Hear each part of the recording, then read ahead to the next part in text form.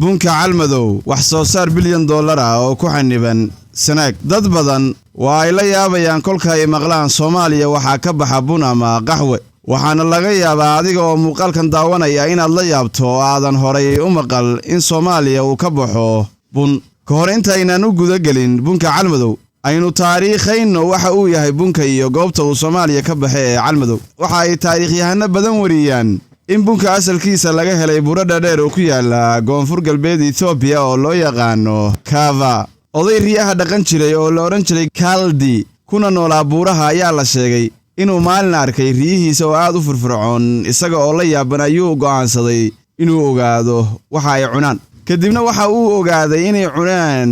bunka kolkii uu geedka uu ku yaalo oo loo yaqaano Red Coffee Cherries tijaabiyay ayuu ogaaday oo dareemay firfircooni iyo tamir badan kadibna waxa uu u keenay qaar ka mid ah wadaadadii iyaguna waa cuneen waxayna ku arkeen wax cajiiba ma jirto cid hubta run ahaanshiyaha taariikhdani waa samida kaliya ee la hayo ayna ku faanaan shacabka Itoobiya bunku ama qaxwuhu waxa uu si guud u qaybsamaa dhowr qaybood ay ugu caansan yihiin uguna isticmaal badan yihiin Arabica iyo Robusta calmadow waxay u dhaxaysaa daalle iyo calmiskaad joogeedu waa mid aad u sareeya oo meelaha qaar waxay ka sareysaa waxay calmadow heshaa roob ku filan xilliyada guga waa meel leh cimilada badda dhexe oo kale waxayna leedahay in ka badan 30 ilood oo durdur ah socdana sanadka oo dhan buurta calmadow waxa ka bixi kara dalagyada adduunka laga beero badidood waxaana ka caawinaya in ciideedu tahay ciid madow ay ku badan yihiin waxyaabaha ciidda nafaqeeya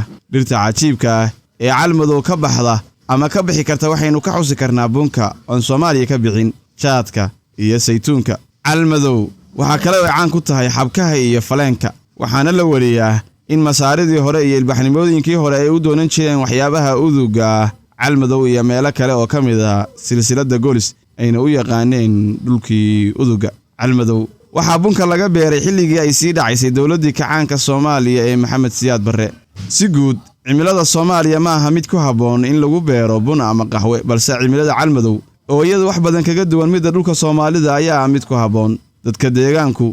ma aysan dareensaneen qiimaha uu leeyahay bunku waxaase lagu baraarugay dhowr iyo 10 sano ee ugu dambeeyay fahankaas oo keenay in dadka deegaanku isticmaalaan sidoo kalena ay keenaan suuqyada magaalooyinka Boosaaso iyo Badhan oo kamid ah magaalooyinka ugu dhow dhibaatooyinka ugu waaweyn ee wareemay beeralayda calmadow waa wada xumo oo calmadow tahay meel galisteedu adag tahay waxayna sheegeen in meelo badan ay midhaha beerahooda oo bunku kamid yahay oo soo qaadaan dameero si ay u soo gaarsiiyaan meel gaari iman karo taasina waxay tilmaamaysaa heerka